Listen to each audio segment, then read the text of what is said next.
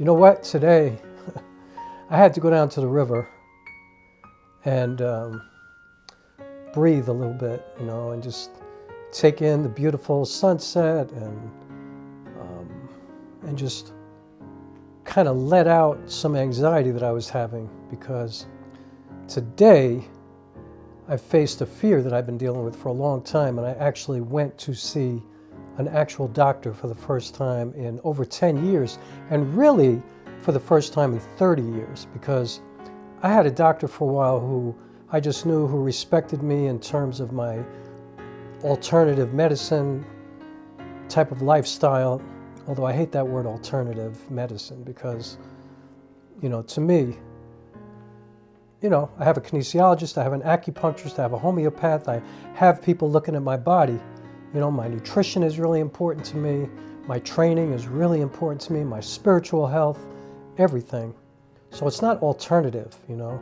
I feel like I'm living as well as I can, but, you know, I guess because I have a lot of trauma in my body, and also because I was adopted and I have no medical history, I always kind of, as I'm getting older, I'm kind of feeling like I'm looking over my shoulder a little bit. And so I was on the search for a doctor who I felt would communicate with me, who would collaborate with me in the way that I like to deal with my body, because nobody knows my body better than me. You know, nobody knows anybody's body better than that specific person. Whether you're a doctor or not, you do not know somebody's body better than them. Anyway, I'm not going to get into the whole thing, but,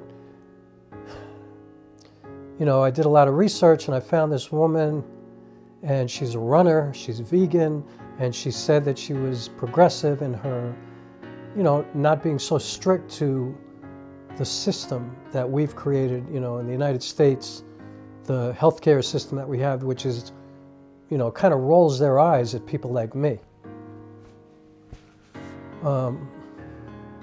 Yeah, she seemed like the right person. However, I had found some other people who kind of clicked those boxes as well, but when I went to see them, they were totally full of shit. Like they didn't practice like that at all. And so I walked out of 3 offices before I got to this office today, 8 months later, and man, I was so happy. You know, she said all the right things. Her vibe was right. You know, we were on equal footing. You know, she even said to me, "I don't know your body better than you." And I was like, wow, you know? And she actually even used the word collaborate. And that's the way I like to look at it, you know? Just like everything in my life, you know, my art, relationships, everything is collaboration, you know? I'm using the camera that I'm using now because of collaboration, even though I'm a solo artist and I do things a lot on my own. You know, I was getting ready to upgrade to a completely different camera, and because of watching these videos and, in a sense, collaborating with people who were giving me their opinions and kind of weeding out people until I found the artists who I trusted and who I felt like were saying things that I actually believed, I wound up with a completely different camera, in a completely different ecosystem, shooting in a completely different way. Well, not really shooting in a different way, because actually, you know, I was in the Sony ecosystem, right? So, you know, most people are there because of autofocus. That's it. That's the main reason. Let's face it. You know, all the cameras have great dynamic range and great color science and all that kind of stuff, but Sony is the king when it comes to autofocus. But I never really used autofocus all that much. So anyway, you know, I wound up with a Panasonic S5, and I love it. I love it. And it was because of collaboration. So anyway, I digress. It was a big deal, so I had to go down to the river and just, you know, I was worried going in there. I was like, don't touch my body before we talk, and I didn't let her take my blood pressure, check my heart rate, nothing. And I'm not going to go into the experiences that I went through, but it was bad. But I found my doctor, and yeah, I let her take my blood pressure. It was perfect, she said. You know, my heart rate, everything, my lungs, everything seemed perfect. And so nothing's really going to change, because I'm not going to even go to the doctor unless something in my life is interfering with the way that I move, with the way that I live, with the way that I'm existing. If something is going on in my body that's making me feel like, yo, I need some help, then I'll go. But otherwise, I'm not trying to like do tests and have you look at me.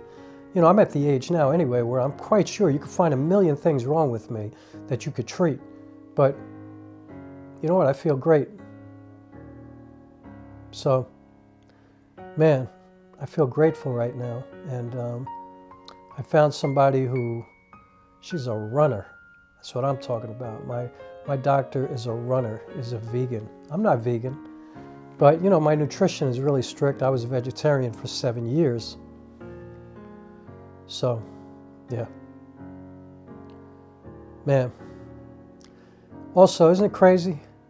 It was 72 degrees in my car today, or 71 degrees in my car today. 65 outside. February 15th, New York. Screwing up my whole film, which is supposed to take place in the winter. And so I changed the whole script. And I included this crazy weather in the script now, and you know what? The story's even better. So sometimes, you know, adversity comes, obstacles come, and you just have to adjust. And just keep making things better. You know, just keep growing, keep evolving, keep moving. Don't ever stop moving. It's beautiful where I live. Really cool to be able to just come down here and see the sunset every night if I want to, or come down here and just chill, or shoot videos, run down here sometimes. I'm very lucky. Today was a good day.